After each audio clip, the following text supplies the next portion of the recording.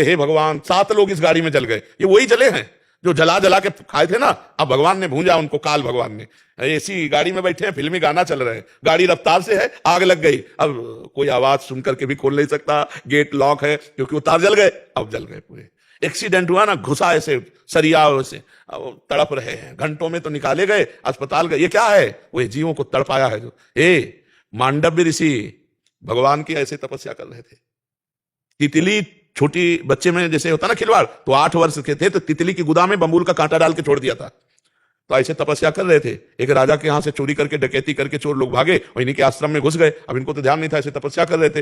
राज कर्मचारी आए, बोले बाबा जी का नाटक करता है और चोरी करवाता है, उनको भी बांध ले गए। राजा ने कहा सब इन चोरों को सूली की सजा दे। उस समय सूली की सजा का मतलब भाले जैसा एक खड़ा है, इधर उधर खंबे, और उस खंबे से चढ़ के उसके गुदा द्वार में ऐसे छोड़ दिया जाता है। और वो इतना गया, वो तड़प तड़प के बहुत बुरी तरह की मौत, क्योंकि उससे तुरंत मौत थोड़ी होती। अब सूली की सजा दी गई तो सब जो अपराधी थे वो तो मर गए। मांडव्य ऋषि पद्मासन लगा के बैठ गए। इसके बाद जब दूसरे अपराधियों को दंड देने के लिए, टांगने के लिए आने की बात हुई, तो वहां कहा कि सब तो मर गए, लेकिन एक महात्मा है पद्मासन लगा बैठा है। तो राजा आए, हाथ जोड़े, महाराज मुझे नहीं, बोले हम तुम्हें दंड नहीं देंगे, हम सीधे यमराज को दंड देंगे, क्योंकि वो न्यायाधीश है ना, हमारी सूली निकला दो। लाख प्रयास किया गया, सूली नहीं निकली, काट दी गई। महाभारत में भगवान व्यास देव, अनि मांडव्य ऋषि नाम पड़ा उनका। वो सीधे गए धर्मराज के पास। धर्मराज से कहा महाराज ये कोई न्याय है? मुझे याद नहीं कि मैंने कोई पाप किया इस जन्म में, वो हमारी गुदा में सूली डालकर काट दी गई।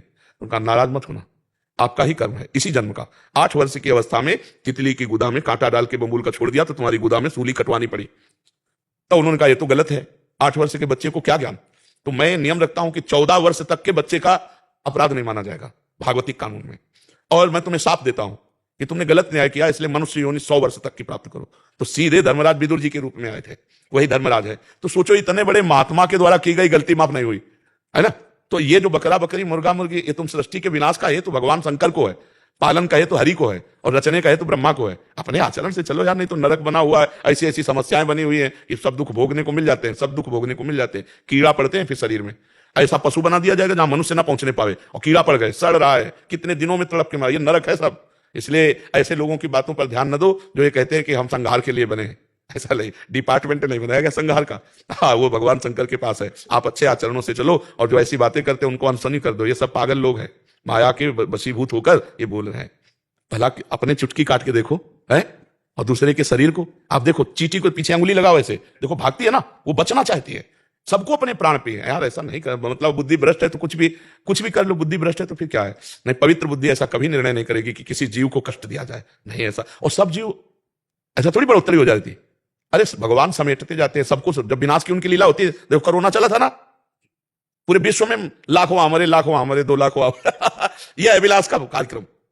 भूकंप आया, प्रदेश का प्रदेश साफ, जल प्रवाह समुद्र से ज्वार भाटा आया, पूरा साफ कर दे। ये भागवतिक है, तुम चिंता मत करो। सफाई विभाग बहुत जोर का है, तुम्हें करना नहीं पड़ेगा तुम्हारी भी सफाई हो जाएगी, चिंता लेकर। बहुत बड़ा विनाशकारी भगवान की बहुत लीलाएं हैं।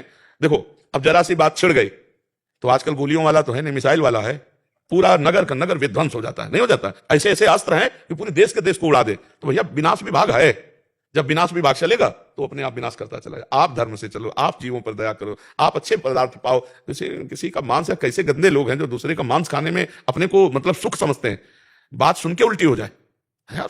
किसी के अंग खाने, मांस खाना, और वो बुद्धि भ्रष्ट है तो उनको अच्छा लगता है। तो आप लोग सत्संगी, आप लोग ना पाइए, अच्छे मार्ग में चलिए, किसी माता बहन की तरफ गंदी दृष्टि मत रखिए। जो गृहस्थी में आपको पानी ग्रहण हुआ है उसी से धर्म से चलोगे ना, तो इस जन्म में सुखी रहोगे, आगे भी सुखी रहोगे।